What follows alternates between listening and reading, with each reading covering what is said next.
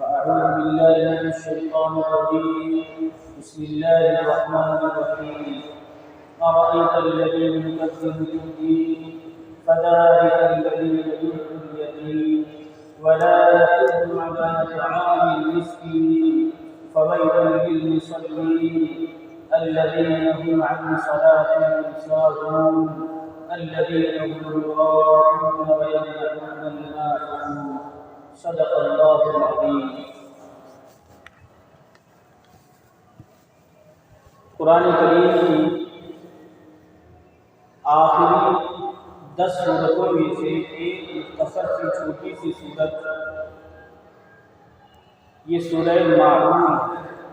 اس سورت کا نام ماعون کے معنی آتا ہے زکوٰۃ اور مختصر سی چیز، تھوڑی سی چیز، ایسی چیز جو بہت زیادہ اہمیت نہیں رکھتی، کسی کو بھی دی جا سکتی ہے، اسے کہا جاتا ہے ماعون. اور زکوٰۃ بھی چونکہ مختصر سی مقدار ہوتی ہے، 2.5% ہوتی ہے، اسی لیے زکوٰۃ کو بھی ماعون کر دیا گیا ہے. سب سے پہلے ہم اس کا ترجمہ دیکھ لیتے ہیں، پھر اس کے بعد اس کا کچھ تفسیر اور گفتگو ہوگی انشاءاللہ. ارأیت الذی یکذب بالدین، کیا آپ نے دیکھا اس شخص کو جو قیامت کے دن کو جھٹلاتا ہے. فذلک الذی یدع الیتیم، یہ تو وہی شخص ہے جو یتیم کو دھکے دیتا ہے. ولا یحض علی طعام المسکین، اور مسکین کو کھانا کھلانے کی ترغیب نہیں دیتا. فویل للمصلین، پھر ہلاکت ہے ان نماز پڑھنے والوں کے لیے. الذین هم عن صلاتهم ساہون، جو نماز پڑھنے والے اپنی نمازوں سے غفلت کرتے ہیں. الذین هم یراؤون، وہ لوگ جو صرف دکھلاوا کرتے ہیں. وَيَمْنَعُونَ الْمَاعُونَ، اور زکوٰۃ ادا نہیں کرتے. یہ ترجمہ ہے سورہ ماعون کا. اس صورت کے اندر اللہ تعالیٰ نے بنیادی طور پر 2 چیزوں کا حکم دیا ہے. بنیادی طور پر یہ حکم دیا ہے کہ کفر اور شرک، کفر سے اپنے آپ کو بچانا، اور دوسرا حکم یہ ہے کہ اپنے آپ کو نفاق سے بچانا. بنیادی مضمون اس صورت کا یہی 2 ہے کہ انسان اپنے آپ کو کفر سے بچائے اور انسان اپنے آپ کو نفاق سے بچائے. کفر اور نفاق یہ ایسی خطرناک بیماری ہے جو انسان کو ہلاک و برباد کرنے والی ہے. کفر اور نفاق کی وجہ سے انسان ہمیشہ کے لیے ناکام ہو جاتا ہے اور جہنم میں ہمیشہ کی ابدی زندگی میں چلا جاتا ہے. اسی لیے اللہ تعالیٰ نے خاص طور سے کفر اور نفاق سے بچنے کا حکم دیا ہے. پہلی آیت میں یہ فرمایا کہ کیا آپ نے دیکھا اس شخص کو کہ جو قیامت کے دن کو جھٹلاتا ہے. یعنی قیامت کے دن کو جھٹلانے والا وہ تو کافر ہی ہو سکتا ہے. آگے جو مضامین بیان کیے گئے ہیں ان مضامین میں یہ اشارہ ہے کہ آگے کا جو کام ہے وہ وہی کر سکتا ہے جو قیامت کا انکار کرنے والا ہے. ایک ایمان والے اور ایک اسلام والے شخص سے یہ امید نہیں ہے کہ وہ یہ غلط کام کرے گا جو آگے بھی بیان کیا جائے گا. یہ کون شخص ہے جو قیامت کے دن کو جھٹلاتا ہے اور کیا کام کرتا ہے، کیا کارنامے کرتا ہے. فذلک الذی یدع الیتیم، یہ تو وہی شخص ہے جو یتیم کو دھکے دیتا ہے. یتیم شخص اگر کوئی ہے، یتیم بچہ ہے، تو اس کی کفالت کرنا، اس کی دیکھ ریکھ کرنا، اس کے اوپر شفقت اور مہربانی کا معاملہ کرنا، یہ ذمہ داری ہے ہر شخص کی. کہ یتیم اگر کوئی ہے یتیم وہ شخص کہلاتا ہے، وہ بچہ، چھوٹا بچہ، نابالغ بچہ جس کے والد کا انتقال ہو گیا، اس کو یتیم کہا گیا ہے۔ وہ بچہ جو نابالغ ہو اور اس کے والد کا انتقال ہو گیا تو اس بچے کو یتیم کہا گیا ہے۔ لیکن اگر نابالغ بچہ نہیں ہے، بڑا ہو گیا ہے، پھر اس کے والد کا انتقال ہو تو اس کو یتیم نہیں کہا جاتا ہے۔ کسی بڑا ہو گیا، کوئی اس کی شادی ہو گئی، اب اس کے والد کا انتقال ہو جائے تو اس آدمی کو نہیں کہا جائے کہ وہ آدمی یتیم ہو گیا۔ یتیم اس چھوٹے بچے کو کہتے ہیں جو ابھی بالغ نہیں ہوا ہے، 12 سال سے کم عمر اس کی ہے، 12 سال سے کم عمر ہے اور اس کا عمری میں ہی اس کے والد کا انتقال ہو گیا ہے۔ تو اللہ تعالیٰ کا حکم یہ ہے کہ یتیم اگر کوئی ہے تو اس کے ساتھ شفقت کا، نرمی کا، مہربانی کا معاملہ کرنا چاہیے، اس کے ساتھ بہت ہی مہربانی لطف کے ساتھ، اس سے مہربانی کے ساتھ پیش آنا چاہیے۔ سورہ زحر کے اندر اللہ تعالیٰ نے فرمایا فَأَمَّا الْيَتِيمَ فَلَا تَقْهَرْ، یتیم کے اوپر زبردستی نہ کریں، یتیم کے اوپر دباؤ نہ ڈالیں۔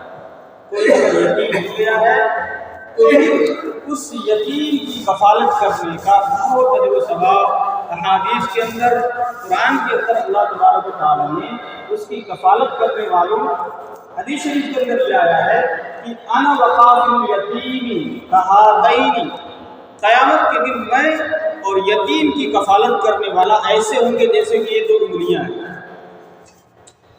2 انگلیاں جس طرح سے ساتھ ساتھ میں ہیں، اسی طرح سے یتیم کی کفالت کرنے والا بھی قیامت کے دن جنت میں میرے ساتھ ساتھ رہے گا، میرے ساتھ جنت میں داخل ہوگا۔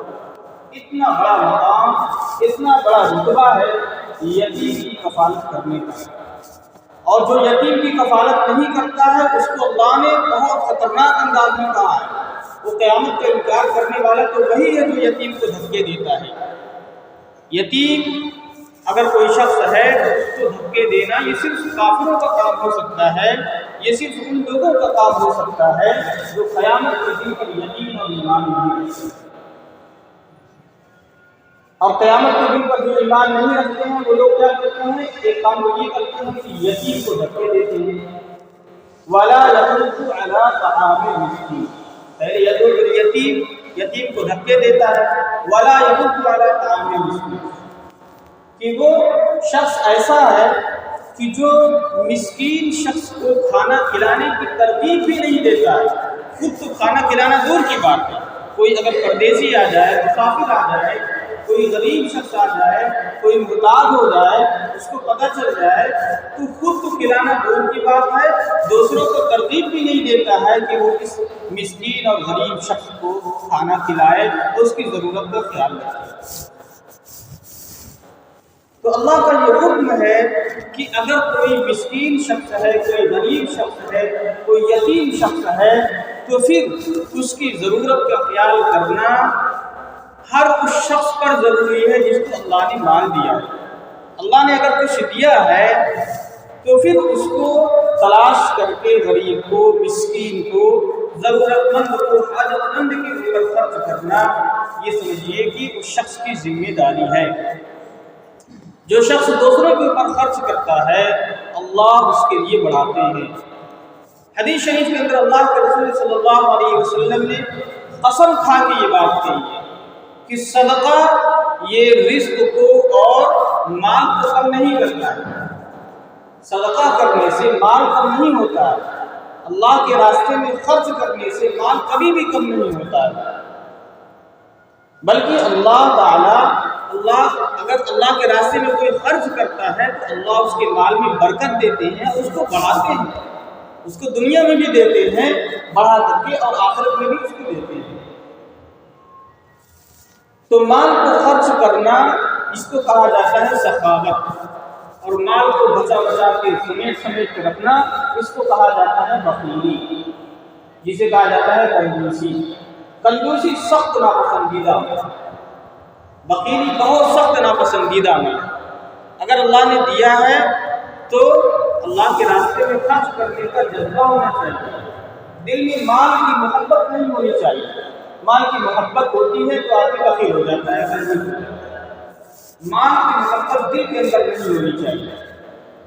جیسے یہ اس کی مثال سے یوں سمجھیے کہ جیسے اگر کوئی شخص کشتی پر سوار ہو کر کے دریا میں سفر کر رہا ہے تو یہ یوں سمجھو کہ دریا کا پانی یہ مال اور دنیا کی طرح ہے، اور کشتی یہ ہماری زندگی کی طرح ہے۔ ہماری زندگی اسی وقت تک برقرار رہ سکتی ہے جب تک کہ وہ پانی اور دنیا ہماری کشتی سے باہر ہو۔ اگر وہ دنیا، وہ پانی کشتی کے اندر آ جائے گا تو کیا ہوگا؟ انسان کی نیا ڈوب جائے گی، وہ ہلاک و برباد ہو جائے گا۔ پانی ضروری ہے سفر کرنے کے لیے، لیکن پانی کو اندر نہیں آنا چاہیے۔ زندگی گزارنے کے لیے مال تو ضروری ہے، لیکن مال کی محبت اور مال کی چاہت یہ دلوں کے اندر نہیں بیٹھنی چاہیے۔ اللہ کے راستے میں خرچ کرنے کا موقع آتا ہے تو بے دریغ خرچ کرنا چاہیے اللہ کے راستے میں۔ اب اللہ نے جو مال دیا ہے اس مال کو اللہ کے راستے میں خرچ کرنا چاہیے۔ اللہ تعالیٰ نے قرآن کریم میں یہ فرمایا کہ اس مال میں سے تم خرچ کرو جو اللہ نے تم کو دیا ہے۔ وَأَنفِقُوا مِمَّا رَزَقْنَاكُمْ، قرآن کریم میں اللہ تعالیٰ سے فرماتے ہیں وَأَنفِقُوا مِمَّا رَزَقْنَاكُمْ، تم خرچ کرو اس مال کو جو ہم نے تم کو دیا ہے۔ کس نے دیا ہے مال؟ اللہ نے مال ہم کو دیا ہے، یہ مال ہمارا نہیں، ہم مال کے حقیقی مالک نہیں ہیں، بلکہ حقیقی مالک اللہ ہے۔ اللہ نے ہمیں دنیا میں استعمال کرنے کے لیے وہ مال دے دیا ہے، لوگ تھوڑے دنوں کے لیے استعمال کر لو اور استعمال کرنے کے بعد ہمارے ساتھ چلے، استعمال کر کے کسی دوسرے کے حوالے کر دو۔ مال سے زیادہ بے وفا چیز دنیا میں کوئی ہے ہی نہیں، مال سے زیادہ بے وفا چیز دنیا میں کوئی دوسری چیز ہے ہی نہیں ہے۔ مال تو آپ کے پاس رہے گا تو آپ کو فائدہ نہیں پہنچائے گا، آپ سے دور جائے گا تو فائدہ پہنچائے گا۔ آپ دکان پر جائیں گے، آپ مال نکال کر کے اپنے سے دور کریں گے، اس کو بھگائیں گے، تب جا کر کے وہ مال آپ کو نفع دے گا۔ پاس میں جیب میں پڑے رہے گا، رکھے رہیں گے، بکس کے اندر بنا کر کے رکھے رہیں گے، بینک بیلنس بنا کر کے رکھے گئیں گے تو اس مال سے کوئی فائدہ نہیں ہوگا۔ اگر اس مال کو دوسرے کو دیا جائے گا تب جا کر اس مال سے ہمیں فائدہ ہوتا ہے۔ اگر ہم جائیں کھانا کھانے کے لیے تو ہمیں وہ مال نکال کر کے دوسروں کو دینا پڑے گا، تب جا کر کے ہمیں کھانا ملے گا۔ دکان پر جائیں گے ہم کوئی سامان خریدنے کے لیے تو مال ہم نکال کر کے دیں گے، تب جا کر کے وہ سامان ہمیں ملے گا، تب جا کر کے ہماری ضرورت پوری ہوگی۔ تو مال سے زیادہ بے وفا دنیا میں کوئی دوسری چیز ہے ہی نہیں۔ اسی لیے مال سے دل لگانا یہ سمجھے کہ انسان کی ہلاکت کا ذریعہ اور خسران کا ذریعہ ہوتا ہے۔ تو اللہ کے راستے میں مال کو خرچ کرنے کا جذبہ بنانا چاہیے، دلوں کے اندر سے بخل کو نکال کر کے جو مسکین لوگ ہیں، غریب لوگ ہیں، ضرورت مند لوگ ہیں، ان کو تلاش کر کر کے اپنے رشتہ داروں میں، اپنے پڑوسیوں میں، اور جو بھی ضرورت مند لوگ ہیں اپنے علاقے میں ان کو تلاش کر کے دینا، یہ اس شخص کی ذمہ داری ہے جس کو اللہ نے مال دیا ہے۔ اور کوئی اگر نہیں خرچ کرتا ہے تو اس کے لیے سخت وعید ہے اس صورت کے اندر وَلَا يَحُضُّ عَلَىٰ طَعَامِ الْمِسْكِينِ، کہ بخل جب آتا ہے تو انسان تو خود بھی نہیں خرچ کرتا ہے، دوسروں کو بھی خرچ کرنے نہیں دیتا ہے۔ تو اسی کی مذمت فرمائی اللہ تعالیٰ نے کہ قیامت کو جھٹلانے والا وہی شخص ہے جو دوسروں کو بھی مسکین کو کھلانے کی ترغیب نہیں دیتا ہے۔ اس کے بعد اللہ تعالیٰ نے ایک حکم فرمایا فَوَيْلٌ لِّلْمُصَلِّينَ الَّذِينَ هُمْ عَنْ صَلَاتِهِمْ سَاهُونَ، ہلاکت ہے ان نماز پڑھنے والوں کے لیے جو اپنی نمازوں سے غافل ہو جاتے ہیں۔ ہلاکت کا لفظ استعمال کیا اللہ تعالیٰ نے، ویل کا لفظ استعمال کیا ہے۔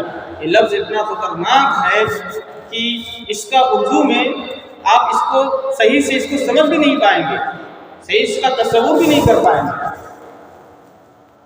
ویل کا ترجمہ سمجھ لیں کہ غارت ہو جائے، بالکل نیست و نابود ہو جائے۔ اتنا خطرناک لفظ اللہ نے استعمال کیا ہے کن کے لیے؟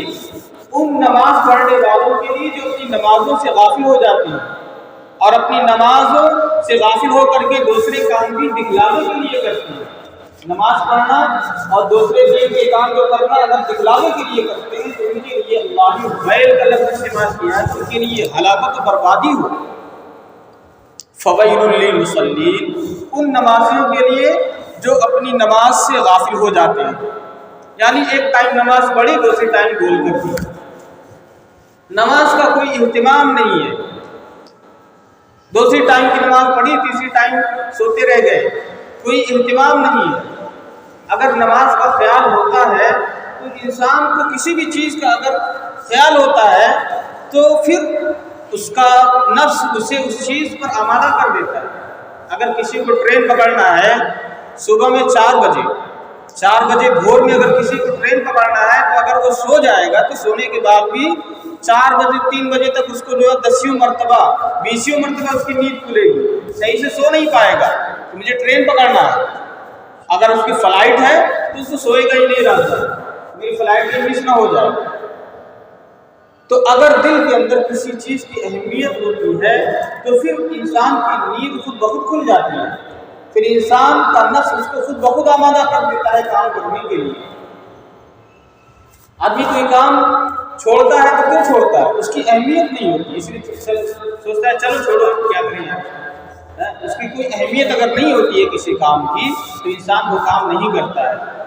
تو اللہ تبارک و تعالیٰ نے یہاں پر ان لوگوں کے لیے ہلاکت و بربادی کو فرمایا ہے جو اپنی نمازوں سے غافل ہو جاتے ہیں، نمازیں چھوڑ کر کے پڑے رہتے ہیں گھروں میں، نماز پڑھنے کے لیے نہیں آتے ہیں، تو ان لوگوں کے لیے اللہ نے یہ کہا ہے کہ ان لوگوں کے لیے ہلاکت و بربادی ہے۔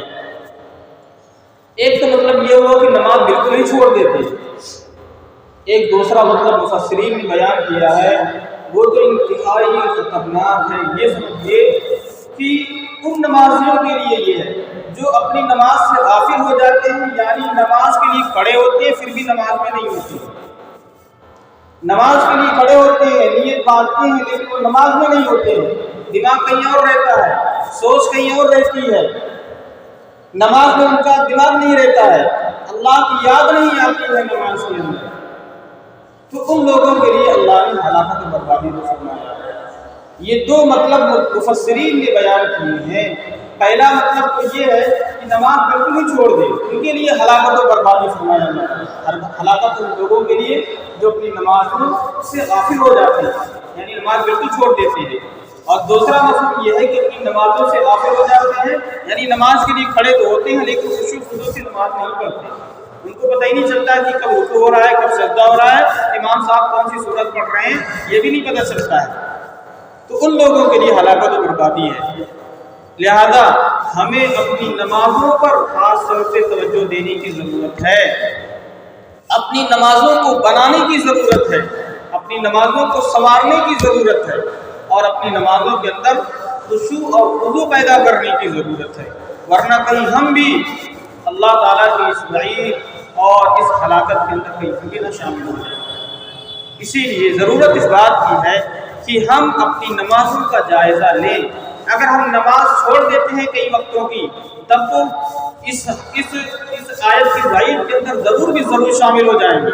اسی لیے ہمیشہ اپنی نمازوں کی پابندی کے لیے اپنے آپ کو تیار رکھیں اور اس کی اہمیت کو اپنی دلوں کے اندر بسا کر کے رکھیں۔ اہمیت ہوگی تو صرف نماز نہیں چھوٹے گی، اور اپنی نمازوں کو بنانے اور سنوارنے کی کوشش کرتے رہیں۔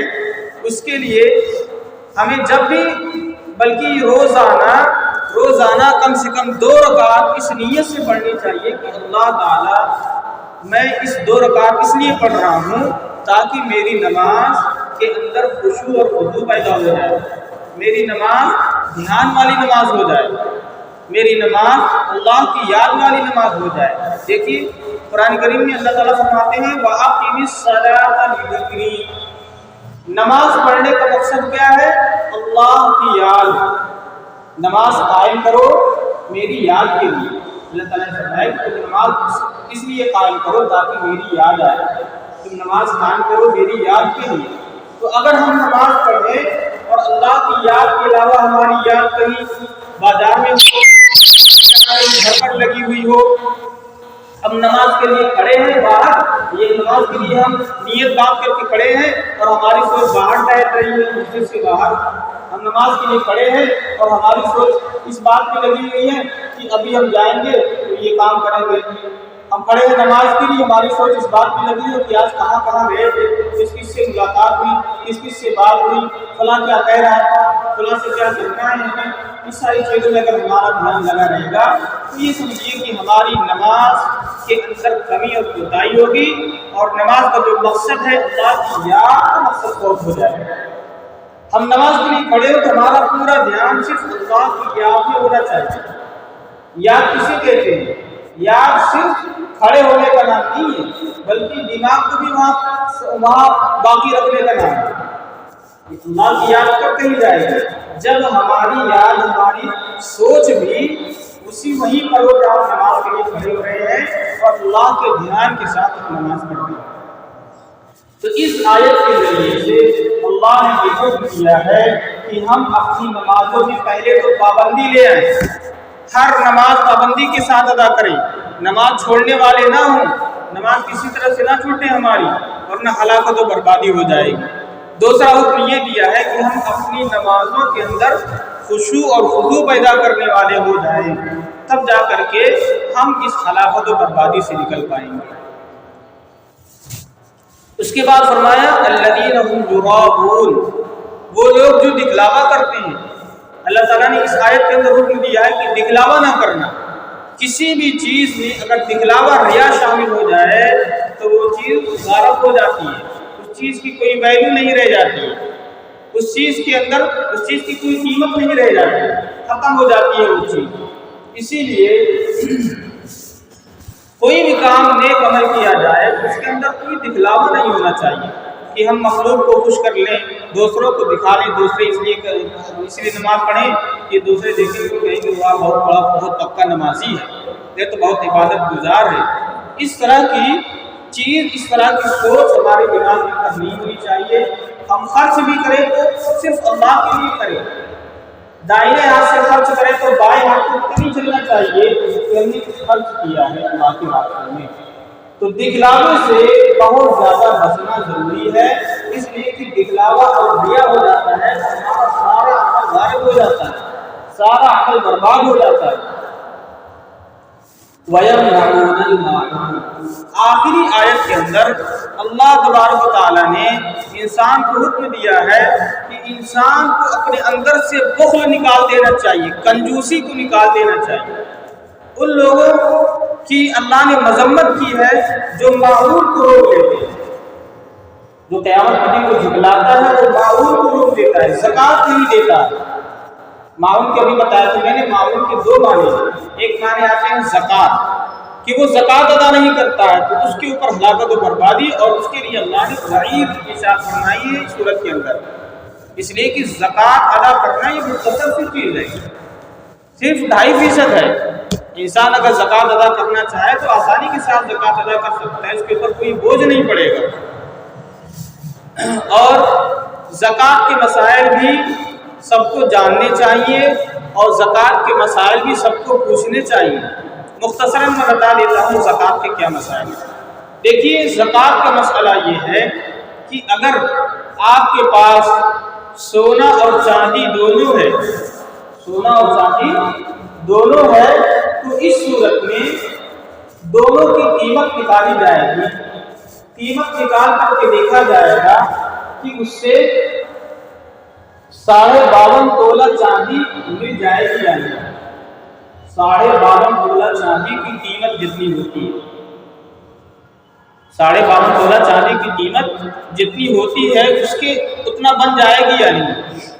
تو چاندی کی قیمت چونکہ اوپر نیچے ہوتی رہتی ہے، اسی لیے 52.5 تولہ بتا دیا گیا ہے تاکہ آپ بازار سے ریٹ معلوم کر لیں اور اس کے بعد 52.5 تولہ کا ریٹ نکالیں کہ 52.5 تولہ چاندی کتنے روپے میں ملتی ہے، کتنے روپے میں آتی ہے۔ اب مثال کے طور پر اگر 40,000 روپے میں آپ کو 52.5 تولہ چاندی مل جا رہی ہے، 40,000 زیادہ ہے، 35 سے 40 کے درمیان میں آ جائے گی۔ 40,000 میں اگر 52 تولہ چاندی مل جا رہی ہے تو اگر آپ کے پاس 40,000 روپے ہیں اور ان روپیوں پر پورا سال گزر جاتا ہے، سال بھر تک آپ کے پاس وہ روپے رکھے رہتے ہیں، تو اگلے سال اسی دن آپ کے اوپر زکوٰۃ فرض ہو جائے گی۔ جیسے آج 10 ربیع الثانی ہے، ربیع الثانی کی 10 تاریخ ہے، ربیع الثانی کی آج 4 تاریخ ہے اور 10 نومبر آ گئے، نومبر نہیں بلکہ ربیع الثانی کو دیکھا جائے گا۔ 4 ربیع الثانی اگر ہے آج آپ 40,000 روپے کے مالک ہو گئے، یا 52.5 تولہ چاندی کے مالک ہو گئے، یا 7.5 تولہ سونا کے مالک ہو گئے، 7.5 تولہ سونا کے مالک ہو گئے، یا 52.5 تولہ چاندی کے مالک ہو گئے، یا آپ کے پاس 40,000 روپے آپ کے پاس موجود ہو گئے اور پھر وہ آپ کے پاس پڑے رہے سال بھر تک، اگلی سال آپ کو 4 تاریخ کو 4 ربیع الثانی کو آپ کو زکوٰۃ دینی پڑے گی، اور زکوٰۃ کتنی ہوگی؟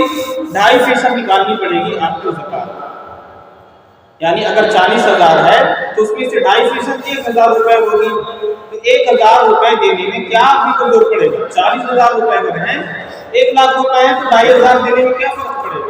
کوئی فرق نہیں پڑتا ہے، کوئی بوجھ نہیں پڑے گا اللہ کے راستے میں خرچ کرنے کے لیے۔ بوجھ اسی شخص پر پڑے گا جس کے دل کے اندر بخل ہوگا، جس کے دل کے اندر مال کی محبت ہوگی، تو 1 روپے نکالنا بھی اس کے لیے جان نکالنا ہو جائے گا۔ تو اللہ نے اس بخل سے منع فرمایا اور وعید فرمائی اس شخص کے لیے جو زکوٰۃ ادا نہیں کرتا۔